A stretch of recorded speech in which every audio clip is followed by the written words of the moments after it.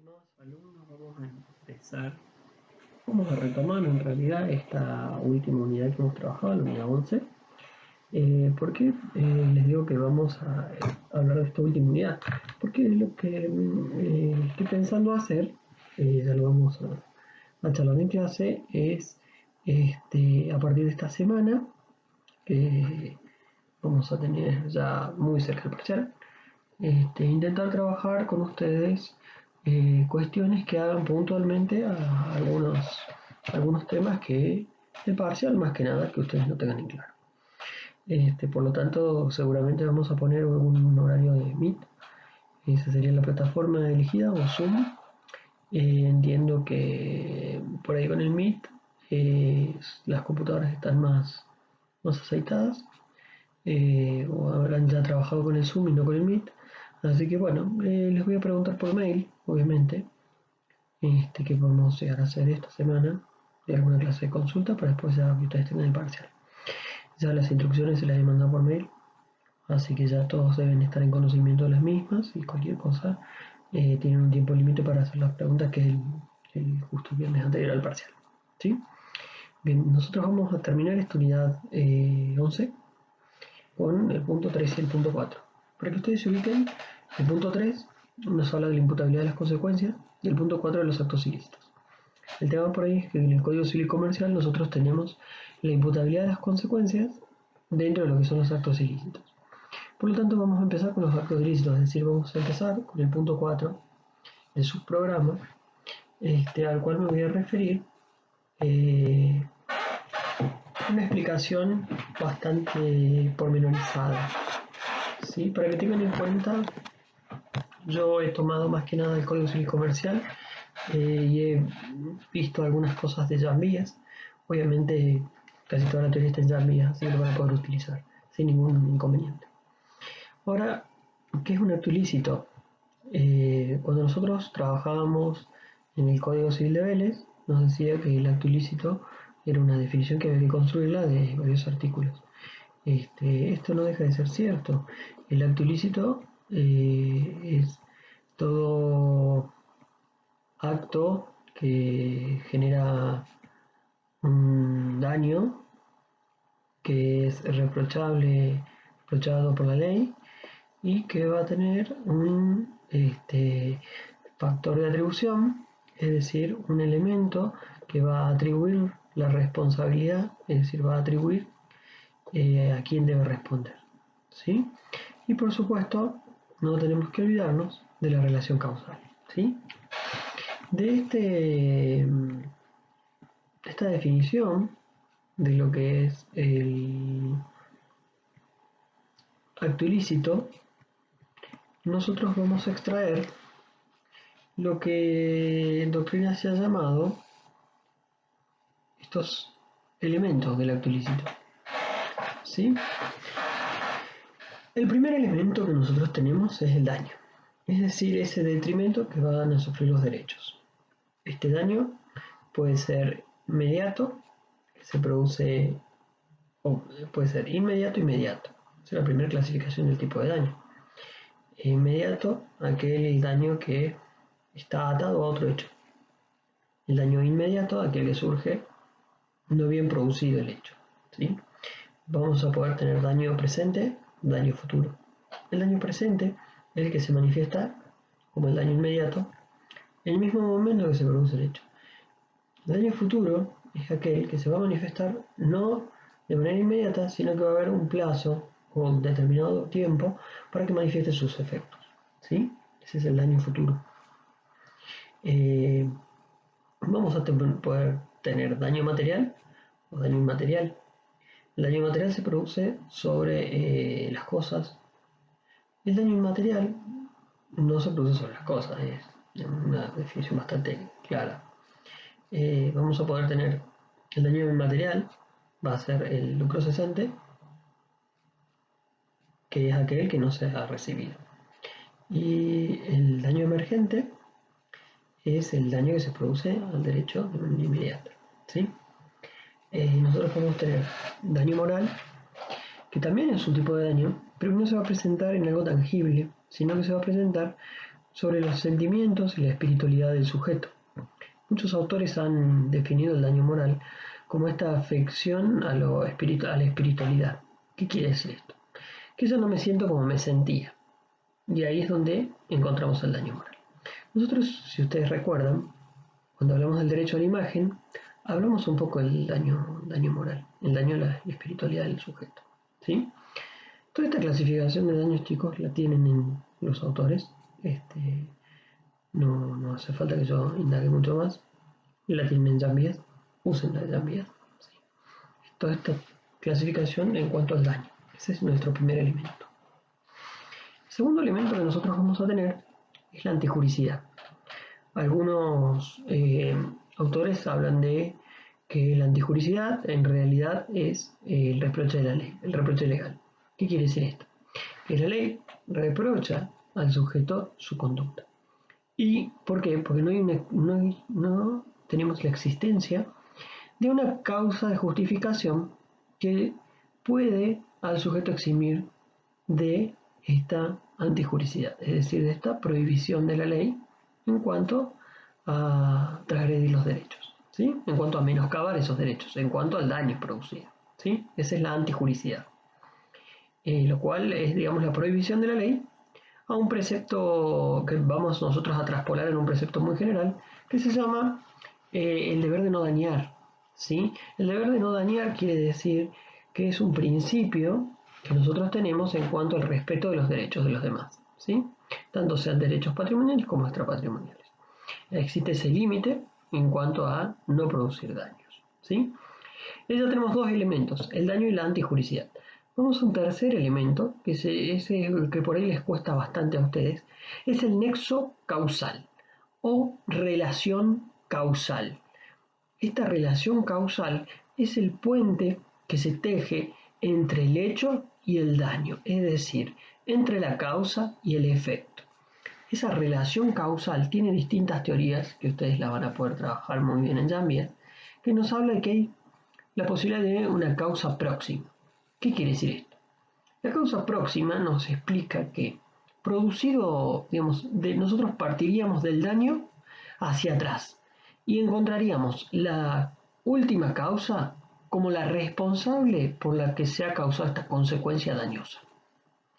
La causalidad próxima tiene un pequeño defecto, les dicen los autores, en cuanto a que no va a responder si existen concausas previas que han llevado a la causa próxima a tener ese efecto, ¿sí?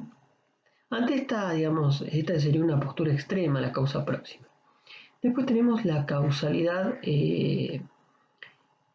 infinita, que nos explica que todos los hechos que han podido tener alguna influencia en la consecuencia son causas del mismo.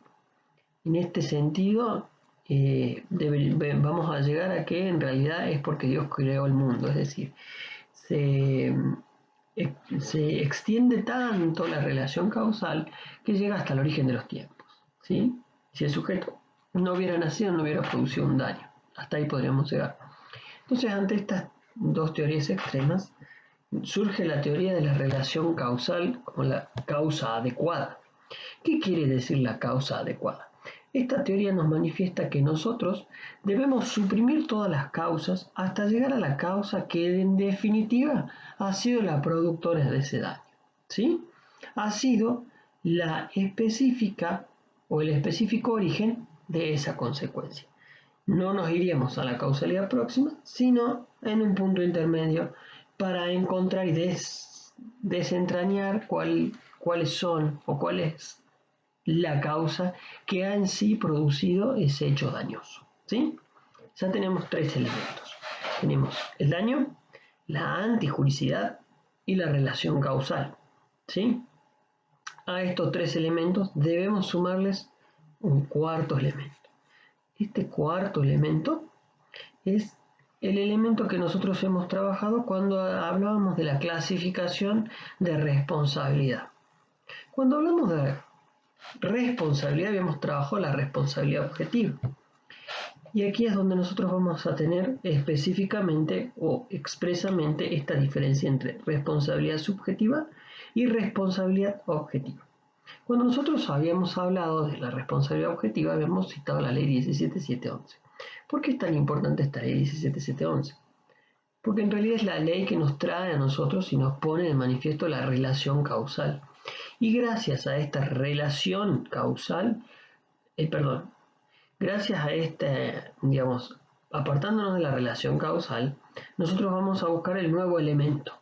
Y el elemento tiene que ver con atribuir al sujeto la necesidad de que responda. Es decir, vamos a encontrar la razón por la cual el mismo sujeto tiene que responder. Y en este caso vamos a tener los factores de atribución. Ustedes en su libro de Jan-Vias van a encontrar que estos factores de atribución, como son mencionados en el Código Civil y Comercial, son en realidad llamados por Jan-Vias como la voluntariedad del acto. ¿Sí? ¿Por qué? Porque Jan-Vias ha desarrollado esta teoría antes de que se sancione la 17711. Por lo tanto, él sigue trabajando con una clasificación que habla de la voluntariedad del acto, porque le da preeminencia a los factores voluntarios, es decir, a la intencionalidad del sujeto. ¿Sí? Para ir un poquito para atrás, estos factores de atribución son aquellos elementos que nos sirven a nosotros para justificar quién va a responder. Por un lado vamos a tener los factores de atribución subjetivos, que es el dolo y la culpa. El dolo como intención de dañar y la culpa como aquella negligencia, impericia o imprudencia que ha posibilitado que se produzca este daño. ¿Sí? Esos son los factores de atribución subjetivos. ¿Sí? Los factores de atribución objetivos que aparecen dentro de lo que es la teoría de los daños nos va a hablar que es una creación de la ley. Tengan bastante cuidado cuando ustedes vean en sus códigos civiles y comerciales, en el 1722, habla del factor objetivo, pero nos habla del factor objetivo en sentido más que nada de las obligaciones.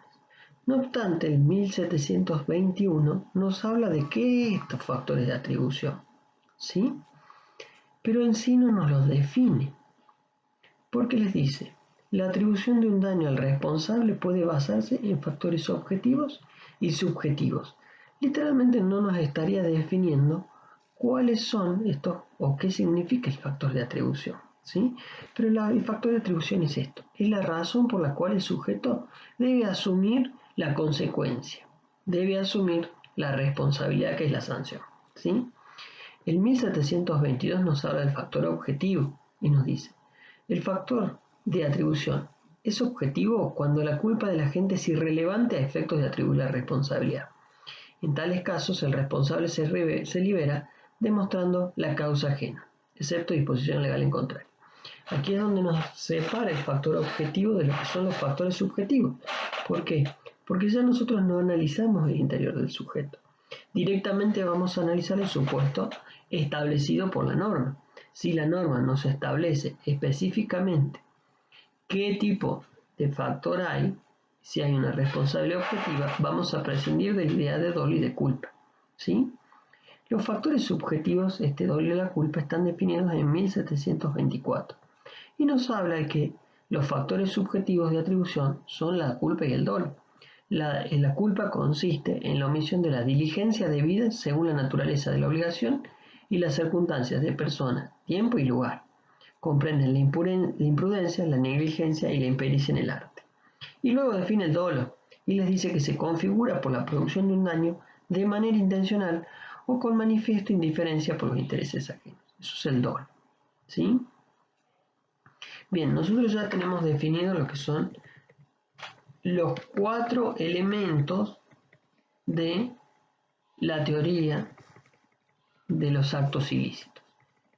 Podemos repasarlos ya directamente a partir de lo que es el Código Civil y Comercial, donde nosotros vamos a encontrar dentro de lo que son las responsabilidades específicamente determinados estos elementos que ustedes pueden estudiarlo no solamente de Jambia, sino también de los códigos civiles y comerciales anotados que yo les he pasado los enlaces. ¿Sí? Están un poco dispersos, por lo que yo les solicitaría que ustedes los vayan encontrando y los vayan subrayando. ¿Sí? Por ejemplo, en cuanto a los factores de atribución, nosotros vamos a tener el 1721 al 1725.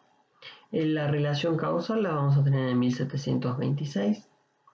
Después vamos a tener los distintos factores de atribución subjetivos, objetivos, van a aparecer a posterioridad, es decir, los van a encontrar cuando empiecen con el 1753, y de esa manera van a poder ir encontrando estos factores de atribución. Ahora, el concepto de daño lo van a encontrar en 1737, que ahí es donde ustedes van a encontrar este detrimento sobre el derecho o interés de una persona no reprobado por el ordenamiento jurídico, y luego van a tener los requisitos para que proceda la indemnización, que significa la reparación plena.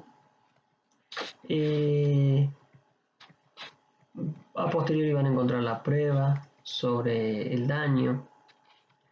En ese sentido nosotros vamos a trabajar primero que nada estos elementos de manera general. Para la próxima clase nosotros vamos a tomar específicamente los factores de atribución a objetivos, porque ya hemos hablado de ellos, si ustedes recuerdan, cuando trabajábamos lo que es responsabilidad de las personas jurídicas. Ahí nosotros hemos hablado básicamente de lo que es estos factores de atribución a objetivos, y hemos dicho que íbamos a trabajarlo en esta unidad. Así que bueno, queridos alumnos, vamos a trabajarlo en estas clases. Seguramente haremos, por el tiempo que llevamos, haremos una clase más para que no sea tan pesado de poder ver este video, porque estoy revisando y no lo ven entero. Como un tirón de oreja les estoy haciendo. Vean entero los videos para poder desarrollar todos los temas después de manera mucho más consciente cuando lean sus libros. ¿Sí?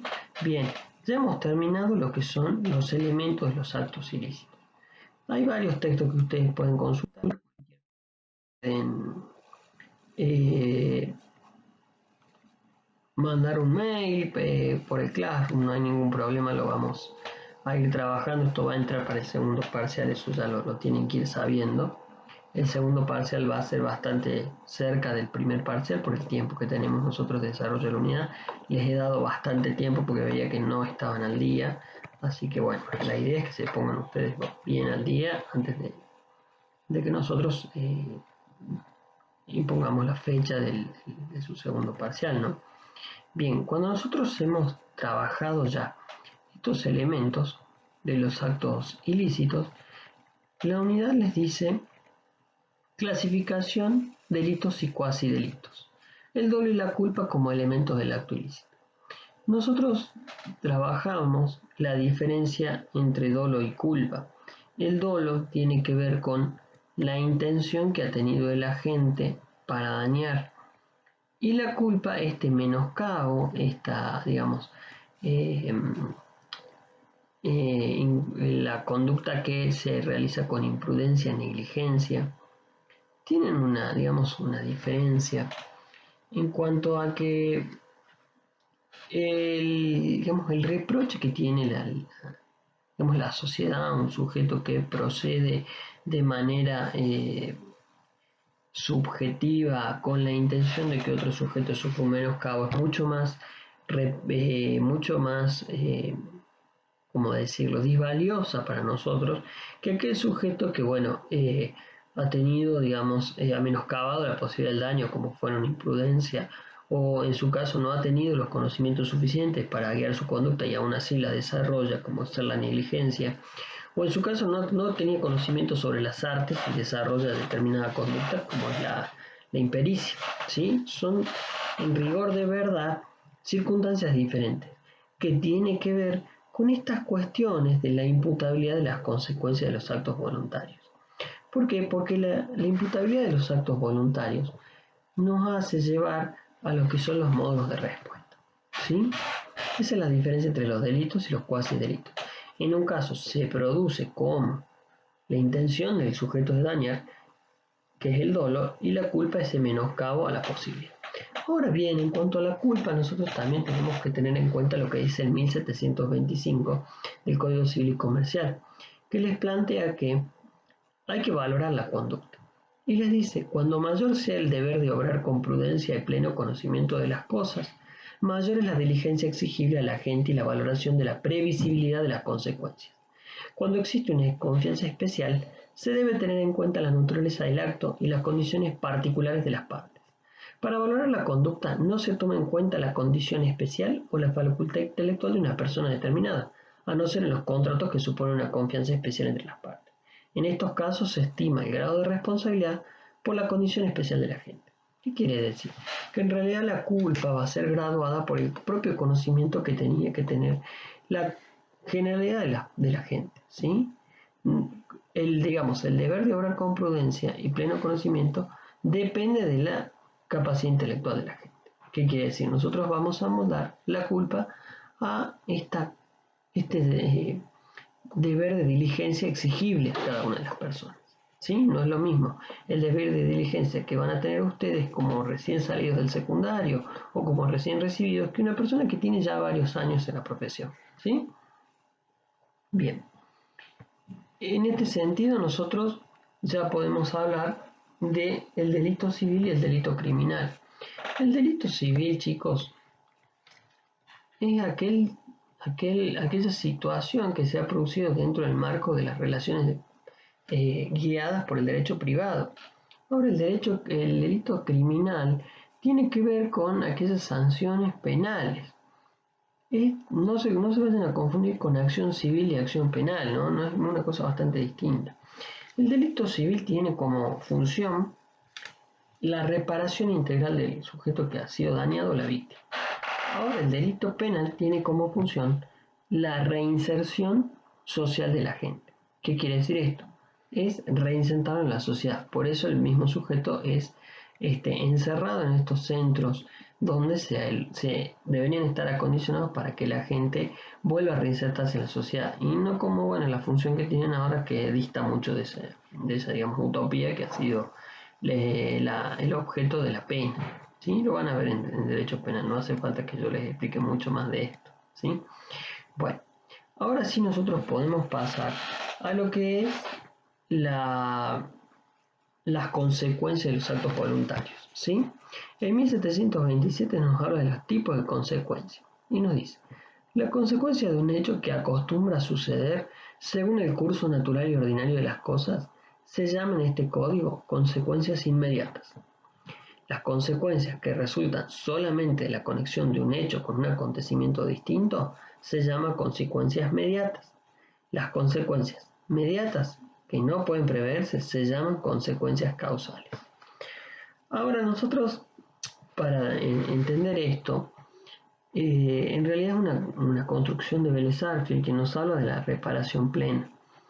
Cuando hablamos de la reparación plena, estamos hablando de que a un daño le corresponde la reparación. Y esta reparación tiene que ver con volver atrás a los derechos, es decir, restablecer los derechos. Pero en realidad, esta reparación plena va a tener un pequeño límite que son estos módulos de respuesta. Estos módulos de respuesta son llamados consecuencias. Y así es como Vélez Sarsfield las trabajó. Y él determinó por qué tipo de consecuencias va a responder el agente. ¿Sí?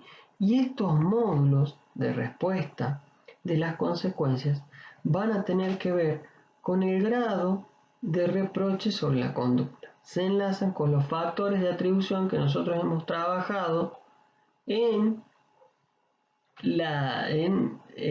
principio de esta clase cuando hablábamos de los elementos del acto voluntario. No obstante, yo chicos les voy a preparar un cuadrito, es bastante interesante que ustedes lo trabajen con un cuadrito. ¿Por qué? Porque el sujeto va a responder en base a estas consecuencias, a estos módulos de respuesta. Cuando mayor sea el grado de reproche, mayores van a ser por las consecuencias que tienen que responder. ¿Sí? Ahora, por las consecuencias inmediatas siempre se va a responder en materia de actos voluntarios. Las consecuencias mediatas se van a responder si el acto ha podido prever lo que iba a pasar y se ha obrado con dolo. ¿Qué quiere decir? Si el sujeto, cuando nosotros adecuamos la responsabilidad, es decir, adecuamos la valoración de la conducta, si había podido prever la producción de un daño, va a responder aún cuando hubiera actuado con culpa. ¿Por qué? Porque lo podía prever. Ahora, si no la pudo prever, no es reprochable su conducta, por lo tanto no debe responder. Pero si actuó con dolo, quiere decir que él tuvo la intención de dañar, por lo tanto debe responder por esas consecuencias mediatas. ¿Sí?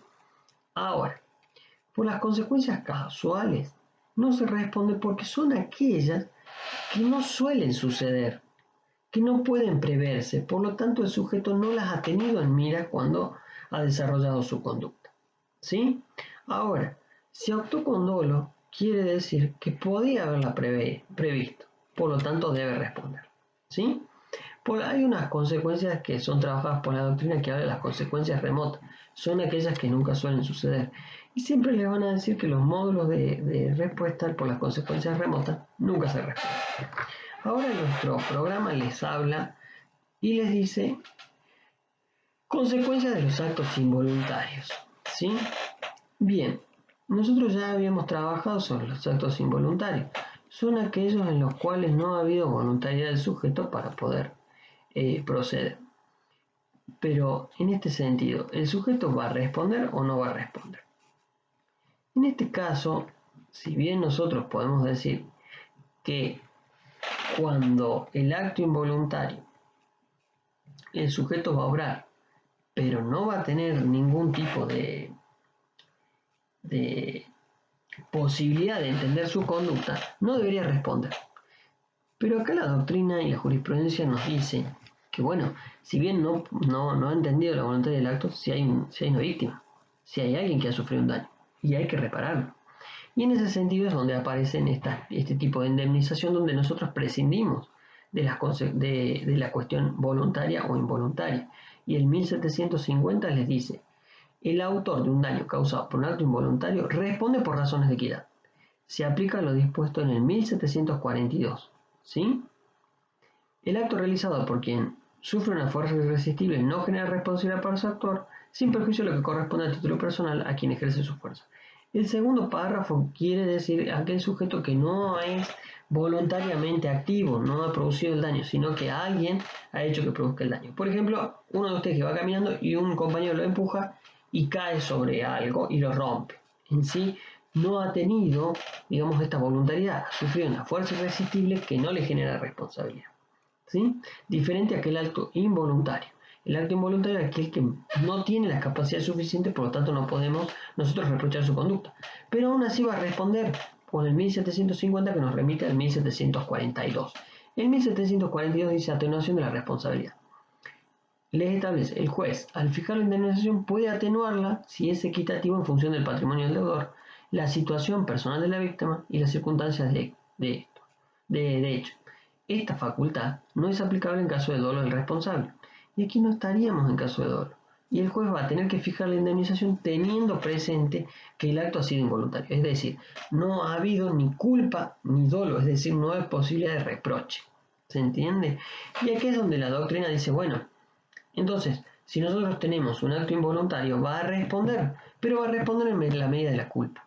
Va a responder por las consecuencias inmediatas y por las consecuencias mediatas, ¿sí? Que ha podido prever, ¿sí? Acá es donde los módulos se han adaptado y han traído la posibilidad de que responda el sujeto aún si no hay reproche, ¿sí? Bien, estas son, digamos, las consecuencias que trae la ley 17711, que ha incluido la equidad. A partir de la ley 17711 es que se incluye la posibilidad de que los actos involuntarios respondan, y por el Código Civil y Comercial en cuanto a lo que acabamos de ver. En sí, chicos, con esto nosotros hacemos un breve Una breve sinopsis de lo que es el punto 3 y el punto 4 en materia de responsabilidad. No obstante esto, yo voy a buscarle material para que ustedes tengan material para complementar lo que trabajen con Jambia. ¿Sí? Con esto nosotros ya terminamos la unidad 11 y haríamos una semanita de descanso para que ustedes no tengan ninguna clase para estar al día. Vamos a parar un poquito para que puedan estar tranquilitos para hacer el parcial y también darles tiempo para que produzcan ustedes sus dudas. Así que bueno, siempre es un placer saludarlos.